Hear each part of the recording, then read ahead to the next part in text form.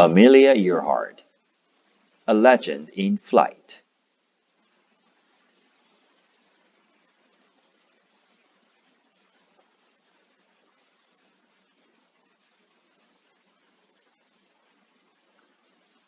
Introduction. The tiny red airplane bounced among the clouds, 12,000 feet above the water.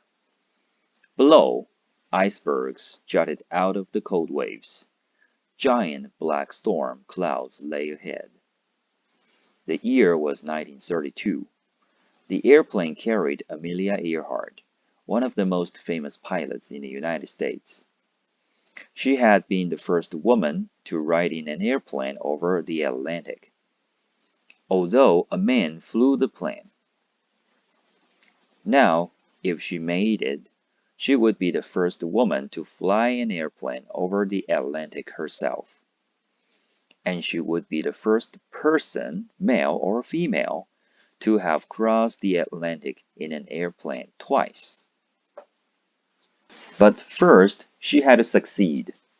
And there was a reason why so few people had made it. The trip was dangerous. Airplanes in the 1930s were small, and they didn't have many of the instruments that today's pilots rely on.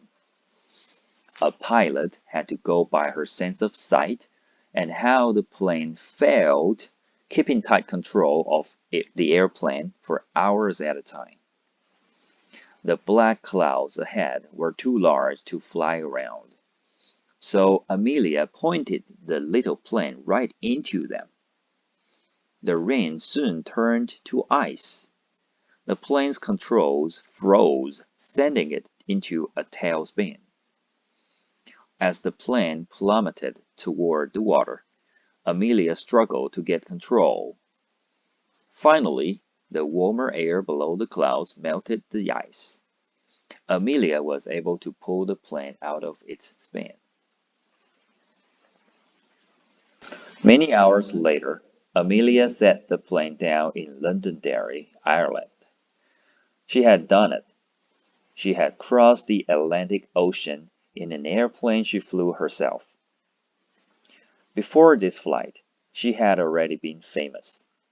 Now she would be a legend. But Amelia Earhart would be most remembered for her biggest failure. While trying to fly her plane around the world, she disappeared. Wind machines. The world's first flight occurred in 1903, when Amelia was 6 years old. Two brothers, Wilbur and Orville Wright, had built a wind machine out of wood. They launched it successfully into the air at Kitty Hawk, North Carolina. Although many people thought they were crazy, others thought the idea of flying was exciting. It was dangerous, to be sure. Planes were fragile, slow, and low-flying. They did not fly well in bad weather, and many pilots died in crashes. By 1937, airplanes had improved a lot.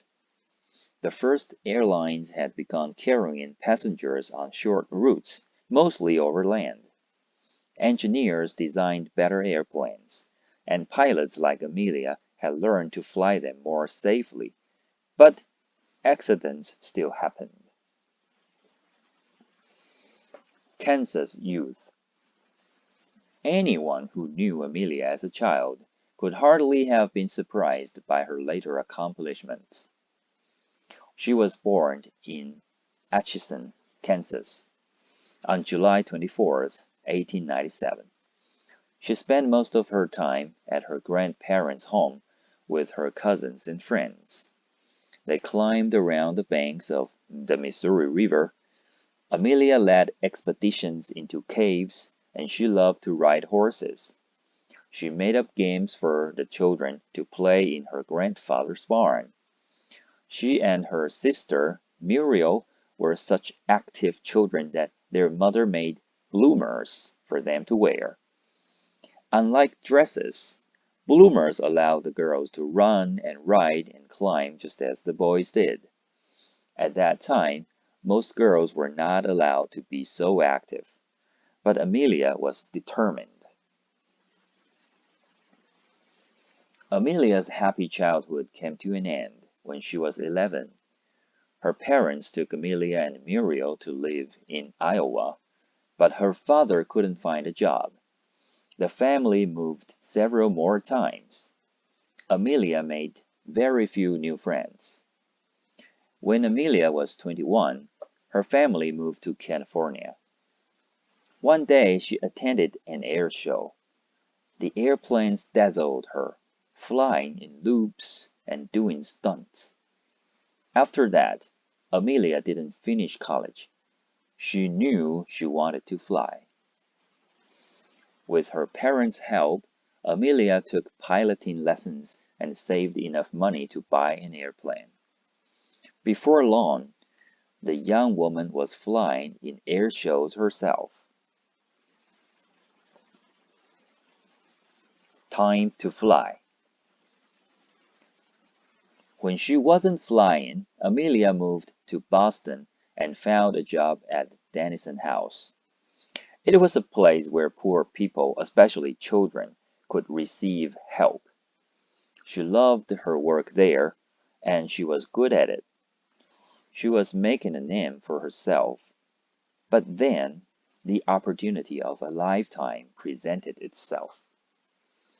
A publicist in New York named George Putnam was trying to find a woman to be the first to ride in an airplane over the Atlantic. It was a dangerous idea. 3 women had died trying to cross the Atlantic the previous year. Only men had ever crossed the Atlantic in an airplane. Anyone who would try it had to be tough as nails in order to withstand the danger and the fatigue. George thought Amelia Earhart was perfect, and she was eager to go. Amelia was just a passenger on that 1928 flight. She called herself a sack of potatoes because she felt like she had no purpose. Still, her life would never be the same. The first woman to cross the Atlantic made headlines around the world. After the flight, she was very famous and very busy writing books and giving speeches about flying. She had no time to go back to work at Dennison House. She also designed clothing and luggage for active women like herself, and even helped launch 2 airlines. Eventually, she married George Putnam. She also continued to fly. She tested new aircraft on cross-country flights, flew in contests, and set records for long-distance flights. By the time she was 39 years old, Amelia had made every major flight there was, except for one. She wanted a new challenge. The greatest challenge left was to fly around the world. Only one pilot, a man, had ever flown around the world, several years before. But he had not followed the equator, the longest and most difficult route. This was the route Amelia would fly. Would she make it? By this time, no one doubted Amelia Earhart's flying skill. On May 21st, 1937, she took off with her navigator Fred Noonan. They went from Oakland, California to Miami, Florida, in a new silver Lockheed Electra. It was the first leg of her flight around the world.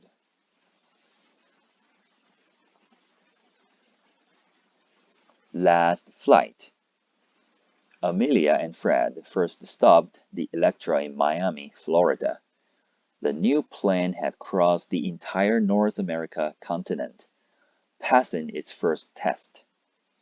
They started the route around the equator that George Putnam, Amelia's husband, had carefully planned.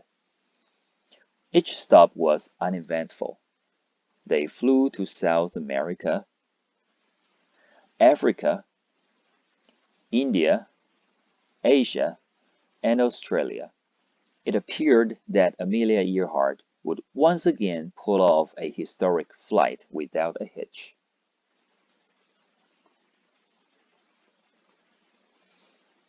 On June 29, 1937, they stopped at Lae, New Guinea, an island in the Pacific just north of Australia.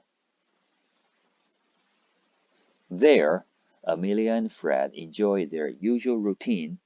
They fueled the airplane and checked their maps. They sent telegrams back to the United States. When they took off from Lae, there was no hint of any trouble to come.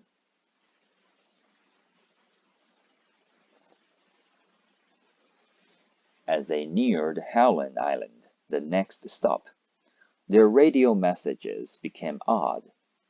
The tiny island was to be their last stop before Hawaii and then back to California.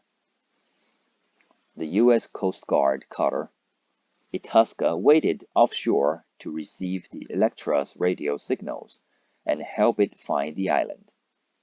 Those radio signals were patchy and strange. It seemed that Amelia could not hear the Itasca's messages. She spoke of a storm, yet the weather over the island was clear. More than 20 hours into the flight, Amelia's voice said, "We're running north and south." She was never heard from again.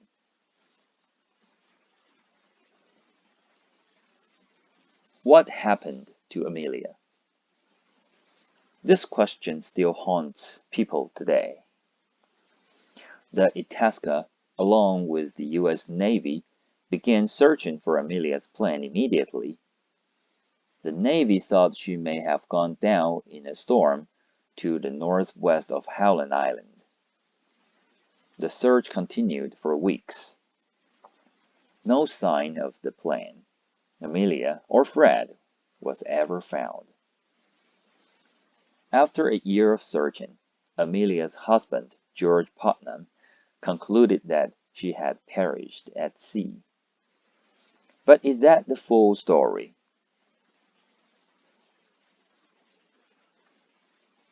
Many people have tried to explain what happened to Amelia. Some think Amelia and Fred survived an emergency landing and were picked up by a Japanese ship. They were kept as prisoners on a Japanese island and later died of disease. Others think that Amelia landed the plane, but at a different island. There, she and Fred were able to live on native food, but eventually died of either disease or old age. Many think these theories are just made up. They believe the most likely answer is that the plane landed in the water. It would have quickly broken apart in the fierce waves, over 10 feet high. Perhaps before Amelia and Fred could have inflated their life raft, they drowned. Whatever her fate, there is no doubt that Amelia Earhart is one of the greatest Americans of the 20th century. She died doing what she loved the most. She showed everyone that women didn't have to live with limits. She showed people that anyone could fly. She changed the world. She was a legend.